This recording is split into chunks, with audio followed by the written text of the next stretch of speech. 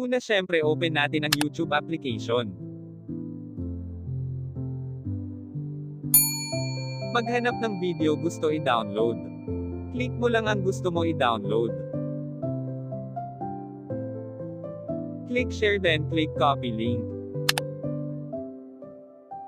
Ngayon exit na tayo sa YouTube application. Punta sa any browser na gusto mo. Open the browser, then paste mo yung kinopya mo kanina, then enter.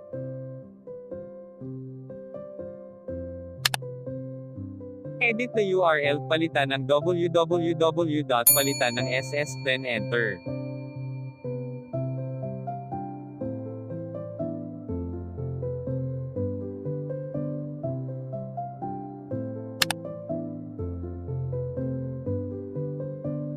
Tapos click mo lang itong arrow to select the quality video you want to download.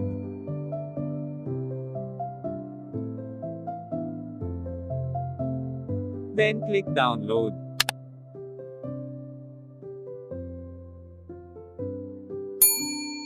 Thanks for watching. Huwag kalimutan mag-like, share, and subscribe.